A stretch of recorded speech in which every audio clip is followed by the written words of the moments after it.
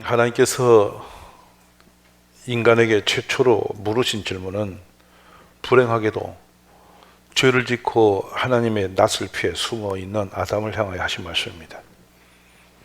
이 말씀이 여호와 하나님이 아담을 부르시면서 너가 어디 있느냐 이렇게 부르셨어요.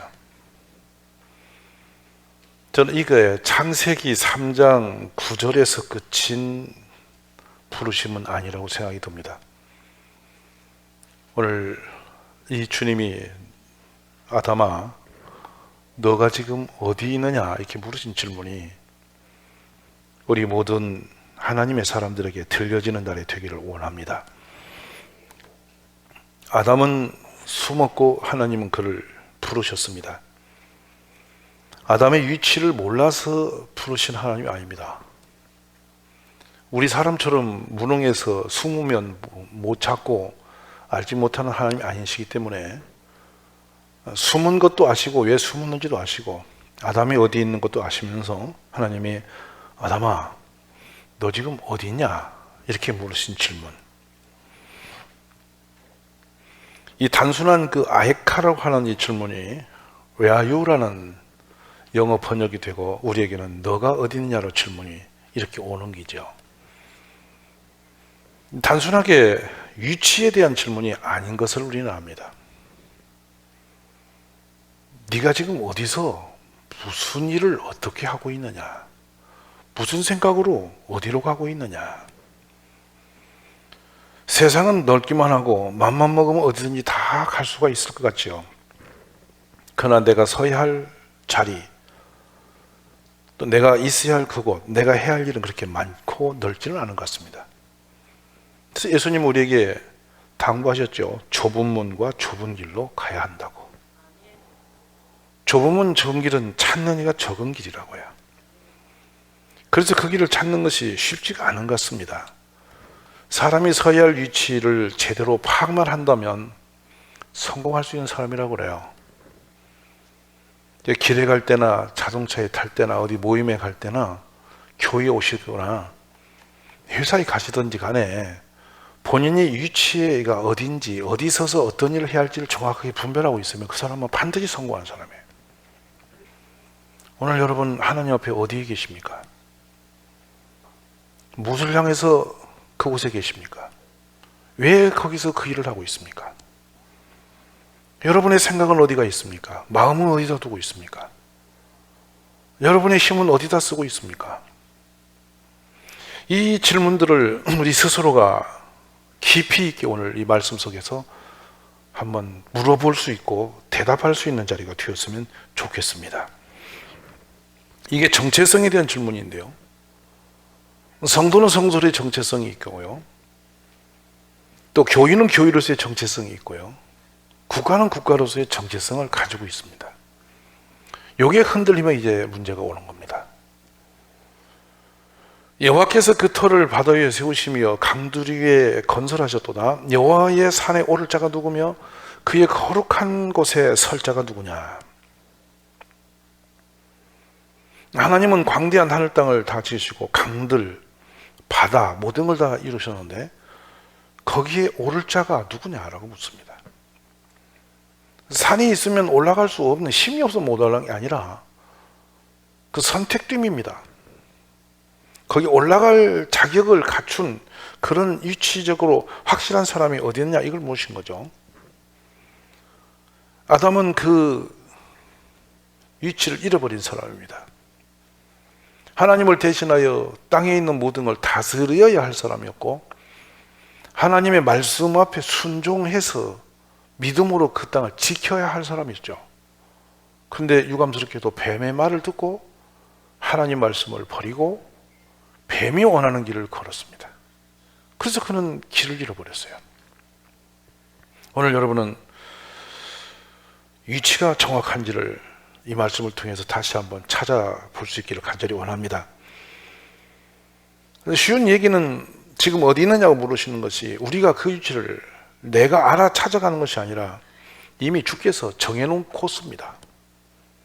성경을 통해서 우리에게는 이미 어느 위치에서 어느 일을 해야 할지를 너무도 정확하게 가르쳐 주셨죠. 이 말씀을 준비하며 제가 정리해보니 간단했습니다. 뭐 산 위에 있든 바다 물 위에 떠 있든 하늘을 날아가든 상관없습니다. 어디 있든 어느 나라에 있든 하나님의 사람은 예배자의 자리에 있어야 됩니다. 둘째로 어떤 일을 하든지 내 하는 행위가 하나님께 찬송이 되어야 됩니다. 노래만 되는 게 아니라 내 생활 자체가 하나님께 찬송이 되는 길을 걸으면 되는 거라는 거예요. 셋째로 예수님이 이 땅에 오신 최고의 목적은 사람 살리러 오신 겁니다. 생명을 구원하러 오신 거죠. 우리가 서 있는 그 자리가 영혼을 살리는 자리가 되어지기를 원합니다. 예배자로서 찬송이 되는 자리에서 영혼을 살리는 자리까지 가면 우리는 위치가 분명한 사람입니다. 부르심에 알맞게 살아가는 것은 참 복 있는 일이고, 또 하나님이 원하시는 코스를 밟는 것은 참으로 상급이 있는 위대한 길인 줄 저는 믿습니다. 오늘 이 말씀 앞에 우리가 좀 정확한 길에 서 있기를 원합니다. 제자를 부르실 때 우리 예수님이 아주 단순한 언어를 쓰십니다. 나를 따라오라. 네가 알아 가자가 아니고 내가 가르쳐줄게 가봐라 이렇게 아니고 나를 따라와라. 앞에 예수님이 가시면서 우리 보고 따라만 오라고 하신 거죠. 예수님이 가신 길은 성경에 너무도 정확하게 그려져 있습니다. 몰라서 못 가는 게 아니라 내가 안 가서 안 가지는 것이다 생각이 듭니다. 주님이 가신 그 길을 먼저 예수님이 내가 거기서도 전도하리라 저기서도 전도하리라. 예수님 하신 사역은 좀 이따 말씀드리지만 아주 단순합니다. 그런데 제자들이 살아야 할 방향성에 대해서 아주 정밀하게 주시는데 내가 너희를 사람을 낚는 어부가 되게 하리라 이렇게 하셨습니다. 자, 다른 단위 빨라서 쓰면 주님이 앞서 가신 길을 묵묵히 그냥 따라가는 것이죠. 둘째로 우리가 사람을 낚는 어부가 되게 하신다 이 말씀은 좀 더 원문으로 우리가 해석을 들어가면 어떠냐면 내가 너희들을 사람의 어부로 만들겠다 이렇게 해석이 맞습니다. 우리 한글 언어가 여기 사람을 낚는 어부라는 용어가 들어갔는데 이 낚는 이라는 용어가 없습니다. 형용사가 본어에는. 그럼 이 언어는 어떻게 해석하면 좋냐? 사람을 살려 끌어내는 기술자입니다. 이렇게 낚는 고기를 잡는 어부는 고기를 잡아서 자기가 먹어야 되고 돈이 돼야 되고 누리는 걸 얘기합니다. 교인은 사람을 살려내는 거이지 사람을 이렇게 끌어내서 그걸 통해서 유익을 보는 기관이 아니라는 사실이죠. 예수님이 그걸 선하게 그어놓으셨어요. 그러니까 혹시라도 이렇게 여러분이 교회의 성도를 통해서 내가 전도해서 뭔가를 울고 먹으려고 생각을 했다면 지극히 예수님과 반역된 길을 가는 것입니다. 그냥 우리는 단순하게 건져내는 목적으로 사람을 살려내는 목적으로만 역할하면 고마인 것입니다. 우리 모두 그런데 눈이 열리기를 원합니다. 그래서 고기 잡는 사람들을 데리다가 그 제자를 삼으셔서 예수님이 주신 건 세 가지 전명합니다. 가르치고 전파하고 고쳐주고. 근데 모든 사역에 누가 역사하시냐면 성령이 역사하심으로 성령을 힘입어 그 일을 하시면서 제자들이 그렇게 하기를 원하셨던 거죠. 말씀을 가르치라는 겁니다. 성경 말씀입니다. 예수님을 전파하라는 겁니다. 그 연약한 지체들을 살려주라는 얘기입니다. 도와주라는 얘기입니다. 예수님은 이 일을 능력 안에서 감행하셨고, 그래서 걷지 못한 자 걷고 말 못한 자 말하고 보지 못한 자 보게 했고, 이렇게 세상에 귀신 들린 자 귀신 몰아내서 정상적인 사람 바꿔내셨고, 나병도 고쳐서 정상적인 걷게 하시고, 예수님이 그 일을 하시면서 우리에게도 그런 일을 하도록 부르셨다는 말씀이죠. 그런데 유감스럽게 가르치는 일을 하지 않고 썩은 세상의 이야기를 온종일 쏟아놓고 다니고, 예수님을 전하는 게 아니라 남을 비방하면서 돌아다니고, 약한 자 병든 사람을 도와서 살리는 게 아니라 가서 진이기고 뒤에서 총질을 하고 수군거리고, 이렇게 전혀 위치를 잃어버리고 하지 않아야 할 일을 자꾸만 하면서 이상한 길을 걷는 사람이 교회 안에 많이 존재합니다. 오늘 길을 잃어버린 여러분, 아담아 네 어디 있냐 부르시는 말씀 앞에 제 위치로 돌아오시는 복이 있기를 원합니다. 우리가 예수님처럼 그렇게 사는 것이죠. 그게 따라가는 길이죠. 예수님처럼 사는 거예요. 그래서 범사에 이렇게 여러분 있잖아요. 이 상황에 예수님이라면 어찌 하실까요? 이런 경우에 예수님이라면 어떻게 하실까? 이 상황에서 예수님이라면 어떻게 하실까? 이것을 늘 생각하면서 그 길을 걸어가는 것이 예수님을 따라가는 제자도의 길인 것입니다. 우리 모두 그런 축복의 길에 서시기를 바랍니다. 그래서 제자도의 가장 큰 축복은 예수님이 이 땅에 오신 목적이 사람을 살리러 오시지 않습니까?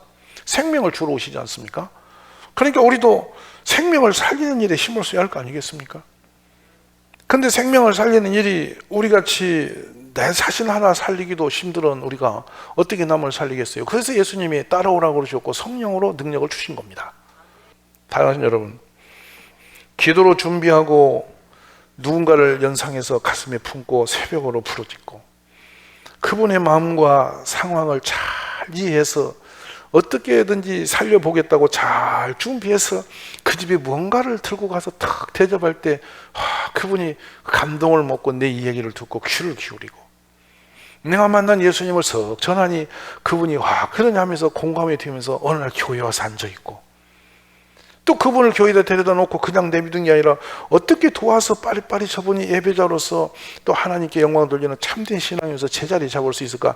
이거를 잘 돌봐 세워가면서 변화되는 모습 볼 때 오는 그 희열감은 아래 본 사람 모릅니다. 이거 알을 낳아서 길렀을 때 애가 크면서 눈빛을 마주쳐주고 소리를 질러주고 오면 엄마라고 막 온몸을 흔들면서 소리를 지르고 반겨주고 또 아이가 어느 날 아장아장 걸으면서 눈을 맞춰주고 소리를 주고 환영을 하고 이런 모습이 오는 그 희열이 너무 크기 때문에 아이의 기르는 수고함을 잊어버리는 게 부모죠. 전 우리 가족들이 사람을 살리는 그 즐거움과 그 기쁨이 우리 안에서 회복되어지고 사람 하나 살리기 위해서 정성과 준비된 일꾼들로 세워져 가기를 원하며 주님이 가신 그 길을 함께 달려가는 우리 가족이 다 되어질 수 있기를 간절히 원합니다. 그 길을 가려고 보니 제자도 1번은 자기 자신을 부인해야 된다는 건데요. 내 생각과 내 판단과 내 기준은 좀 접어놓고 머리가 되신 예수님의 인도하심을 따라가는 것이 제일 좋은 방법이라서 에베소 1장 22절과 5장 23절에 보면 교회의 머리로 교회의 머리됨과 같음이니 골로새 1장 18절은 그는 몸인 교회의 머리시라 이렇게 말씀하면서 예수님은 우리의 머리 되심을 선언하셨어요. 우리가 계획을 세우고 움직여 가는 게 아니라 주께서 이미 우리를 넉넉히 인도하고 계신다는 겁니다. 기도하는 이유가 바로 그 주님의 인도를 받기 위함이고 내 자신의 생각을 내려놓고 주님을 바라보는 이유가 주의 인도하심을 따라가기 위함이란 말이에요. 이보다 안전하고 복된 길이 없음을 이해하실 수 있기를 간절히 바랍니다. 그래서 자기를 부인하고 주님의 십자가를 지고 주님을 따라만 가면 영광스러운 길인데 우리가 그걸 자꾸 잊어버리는 거예요. 저는 우리 가족들이 어디에서 어떤 직업에서 어떤 위치에서 어떤 일을 하시든지 상관없이 오직 영혼 살리는 데에 마음과 중심을 다 쏟아놓는 우리 가족들이 되어줄 수 있기를 주의 이름으로 축원합니다. 왜냐하면 주께서 말씀하셨습니다. 우리가 다른 가까운 마을로 가자. 거기서 전도하려니 내가 이를 위하여 왔노라. 예수님 오신 목적은 사람 살리는 데 목적을 두고 오셨다 그예요. 우리 역시도 그 길을 걷는 것이 가장 영광스럽고 복이 되는 길임을 이해할 수 있게 간절히 원합니다. 오늘 본문을 들어갑니다. 바울은 자신을 포기하지 않고는 갈 수 없는 그 길임을 깨달았습니다. 그래서 19절에 보면 내가 모든 사람에게서 자유로우나 이렇게 됩니다. 바울은 참 자유로운 분이죠. 왜냐하면 신분적으로나 이시적으로 막힘 없는 분이에요. 유대인에 가면 완전히 여러분 로얄 패밀리입니다. 왕족이에요. 그 다음에 학벌로서는 당대 최고의 율법사의 제자, 수제자예요. 유대인 앞에 가도 존경받는 선생님이에요. 근데 로마인에게 가니까 또 로마 시민권자예요. 모든 게 갖춰져 있는 상류층에 속한 분이었습니다. 거칠 것이 없는 분이었죠. 근데요, 억지로 한 것이 아니라 내가 모든 사람에게 종이 된 것은 종이 된 것처럼 포장하거나 그랬다는 것이 아니라 종이 되어졌다라는 겁니다. 여러분, 이게 여러분 이 미완료가 아니라 완료예요. 완료형이란 뭐냐면 완성된 겁니다. 종이 되어져 버린 겁니다. 우리 예수님이 그 영광스러운 하늘 그 영광 보좌 내려놓고 사람이 되어버린 겁니다. 그리고 죽어버리신 겁니다. 그리고 살아나신 겁니다. 이게 척한 것이 아니라 실제 그리 하신 거죠. 그래서 진리의 역사를 이루신 겁니다. 그러니까 지금 사도 바울은 내가 사람 한 사람 어떻게 건져 보려고 그렇게 척했다가 아니에요. 여러분 만약에 생각해 보세요. 옆에 계신 분이 나에게 좀 가까이 오는 척하면서 마음은 딴 데 있다면 얼마나 심각합니까? 진실성이 있는 곳이죠, 여러분. 그러니까 예수님의 제자는 척하는 사람이 아니라 진실로 그리 되는 사람인 것입니다.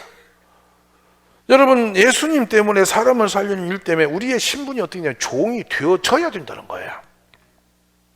바울 사도가 그 길을 걸었고 주님도 걸었던 길입니다. 사람은 세상 위에서 군림해야 성공하는 줄 아는데 우리 기독교인은 낮아져서 종이 되어져 버리는 것이 성공의 길이라는 거예요. 우리의 목적은 거기 있다는 거예요. 그렇게 함으로써 한 이유가 뭐냐면 더 많은 사람을 얻고자, 많은 사람을 살리고자 이 뜻입니다. 오늘 우리 가족들이 그와 같아지실 수 있기를 주의 이름으로 축복합니다. 낮아질수록 높아지는 겁니다. 이게 기독교 원리입니다. 여러분이 만약 힘이 있고 위치가 있고 명함이 좀 그럴듯하게 지도자에 계십니까? 오늘 종으로 가십시오. 가장 낮은 데로 가십시오. 직장에 계십니까? 직장 직원들과 혹시 식당에 가서 신발을 벗을 일 있거든. 여러분이 먼저 가서 신발을 한쪽으로 정리를 하십시오. 회사 대표가 신발 정리하시는 것이 옳습니다. 상에 앉았습니까? 먼저 물 따라서 서빙하십시오. 뭐 음식이 모자랍니까? 필요하십니까? 그냥 드시든지 꼭 갖다 먹을 것 같으면 가서 본인이 챙겨다가 나눠주십시오. 이것이 종이 하는 일입니다. 종은 섬기는 거예요. 주인이 원하는 것만 해주는 게 이 종의 길입니다. 그리 하실 때 영혼도 살아나고 나도 존귀한 사람이 되어지는 겁니다. 앉아 먹는 자가 높은 자가 아니라 교인은 섬기는 자가 높은 자입니다. 우리 모두 섬김을 기뻐하는 가족이 되어질 수 있기를 원합니다. 여기 보면 유대인처럼 내가 된 것은 유대인을 얻고자 함이고 율법 아래 내가 있지 않아 율법 아래 있는 사람처럼 된 것은 율법 아래 있는 자들을 얻고자 함이고 바울의 정체성은 어디로 사라지고 상대방의 상황에 자신을 갖다 맞춘 겁니다. 이 얼마나 위대합니까? 옛적에 1300년대부터 700년대까지 이렇게 점점점 확산돼간 모라비안이라고 하는 공동체가 있었습니다. 이분들이요 200년간 약 3000명의 선교사를 파송했는데 모든 선교사가 평신도 선교사였습니다. 영국 국기인 성공회와 개신교와 천주교가 선교를 뛰어서 다녔는데 200년간 선교했던 성과를 20년에 돌파합니다. 모라비안들이. 그걸 어떻게 그렇게 했느냐? 이분들은 모이면 하나님의 은혜를 삼아 기도를 했습니다. 선교를 가는데 평신도였습니다. 근데 그들 가슴에 사명감이 충만합니다. 사랑하신 여러분, 이 우리의 삶의 위치는 어디다 놓고 무엇을 얻기 위해서 이렇게 살고 계시는 겁니까? 모라비안들의 선교 전략을 보면 직업 선교였습니다. 말짱하니 세상에서 상당한 지위를 가지고 있는 분들이 저쪽 성 속에 들어가서 전도를 하려 보니 들어갈 방법이 없어서 노예 시장에 자신을 내다 판 거예요. 노예로 팔려가는 거예요. 어느 순간에 여러분 자기 인생을 다 내려놓고 노예가 되어서 팔려가십니다. 그런데 농장에서 일을 하는데 이 사람이 일반 노예들과는 달라요. 재능이 다르고 아는 게 다르기 때문에 하는 게 다른 거예요. 전심으로 일을 하는데 같은 젖을 짜고 같이 치즈를 만들고 같이 농산물로 조리를 하는데 이분의 요리와 조리의 방법이 너무도 탁월하고 좋고 다른 거예요. 그러면 옆에 있는 종이 묻습니다. 어이, 우리말로 바꿀게요. 김씨, 이씨, 어떻게 하면 이렇게 멋있게 만드냐? 이렇게 물어봤을 거 아닙니까? 어떻게 하면 이렇게 맛있는 치즈를 만드냐? 그러면 이분이 말하기를 나한테 가르쳐준 분을 내가 가르쳐줄게. 오늘 밤에 좀 만나자. 이래 밤에 앉아서 성경을 가르치니 그분이 이분이냐? 나하고 좀 공부하다 보면 그분이 당신에게 기술을 주신다. 이래가 같이 기술을 가르쳐주면서 예수님을 가르쳐서 그 사람이 기술이 길 때쯤 이미 예수꾼이 되는겨. 근데 너무 자기도 기술이 좋아지고 재미가 나니까 자꾸 주님이 좋아지는 거예요. 그래 또 다른 일을 전하는 거라. 그래서 엉망하면 온 도성이 다 예수꾼으로 바뀌어버리는 거예요. 할렐루야입니까? 그러니까 내 가진 재능으로 예수님을 담아내버리는 거죠. 근데 나중에 주인이 보니까 어느 날 우리 집에 요리가 달라졌고 우리 집에 농장의 경영이 달라지고 뭔가 이상한 일이 벌어지니까 누구냐 보니 그 사람이냐. 그 사람을 뽑아서 지도자를 삼고 그가 종들을 다스리게 하고 주인도 그의 영향을 받아서 예수를 믿게 되는 일이 벌어지는 거예요. 사랑하는 여러분, 이제 우리는 길에 서서 예수 믿으라고 소리 질러봤자 대접 못 받는 시대에 살고 있습니다. 제가 전도 집회를 하면서 종종 이런 표현을 합니다. 저 낯선 대학에 가서 우리 교회를 한번 소개한다고 제가 입장을 바꿔놓고 생각해 봅니다. 청년아, 여기 재미난 회원 그룹이 하나 있다. 우리 회원으로 가입 좀 할래? 어떤 회원이냐면 내가 말할게. 들어보고 가입하라. 네가 이 회에 가입하는 순간부터 네 소득의 10분의 1은 매달 갖다 바치한다. 그것뿐이겠냐? 일요일마다 2시간은 가서 앉아서 아무 말도 말고 듣기만 해야 해요.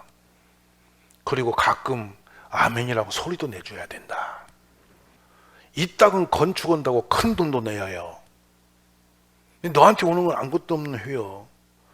산악회는 산에 데려가는데 여기는 산에 안 데려가. 근데 그런 집단 생활을 네가 평생 해야 되고 대물리하는데 그런 회에 가입할래? 이러면 올 사람 몇이나 있겠습니까? 곰곰이 생각하십시오, 여러분. 우리 예수님의 역사하심들, 은혜, 우리가 줄 수 있는 그것을 빼놓고 인간적인 방법으로 온다면 올 사람 하나도 없습니다. 이제 우리는 예수님이 다시 한번 살아나는 시대를 살아가야 됩니다. 주님이 교회 역사가 일어나야 되고요. 우리가 주님이 앞서가는 길을 따라가야 되고요. 주님의 그 사랑을 우리가 몸으로 행하여 실천해야 되는 시대가 온 것입니다. 그 사랑 아니라면 우리는 길이 없습니다. 모라비안들의 역사를 보니 그런 게 나옵니다. 신발 한 켤레 사다가 형제에 놓고, 형제여 새로운 신발이 왔다. 이 신발을 신고 뭘 할 거냐 이렇게 물으면 100% 모든 사람이 선교를 가겠습니다. 새 신발을 주었으니 제가 이제 어딘가를 가야 되겠습니다. 예수님 전하러 가겠습니다. 목적성에 대해서 너무도 선명한 메시지인 것입니다. 아담아 네가 어디 있느냐고 물으시는 질문이 바로 이 질문입니다. 지금 우리는 어디서 무엇을 위해서 어느 곳에 있느냐는 질문을 하고 있는 것이죠. 내가 하고 있는 모든 곳에서 생명의 구원이 일어나고 예수님이 증거되는 축복이 일어나기를 원합니다. 왜 그래 말씀을 드리냐면 이 땅에서 그 어떤 수단 방법을 다해서 어떤 자리에 올라갈지라도 새 땅의 것은 사라지는 것들입니다. 다 놓고 가는 겁니다. 사랑하신 가족 여러분, 헛된 데 힘쓰지 마시고 영원한 것에 힘을 모아 가시기 바랍니다. 하나님 나라만 영원합니다. 우리의 상급은 하늘에서 받는 상이 영원합니다. 그러기 위해서 오늘 또 우리가 예수님의 성령을 힘입어 그 하나님의 능력으로 말미암아 나가서 예수님을 전하여 사람 살리는 데 힘을 모을 가족들이 다 되어질 수 있기를 간절히 원합니다. 묻습니다. 지금 어디서 너 뭐하고 있느냐고 주님이 부르시죠. 아담아 너가 어디 있느냐 물을 때 예, 주여 오늘도 제가 이 친구 살리기 위해서 이 길을 걷고 있습니다. 오 주여 제가 오늘 또 이 영혼 데려오려고 이 길을 가고 있습니다.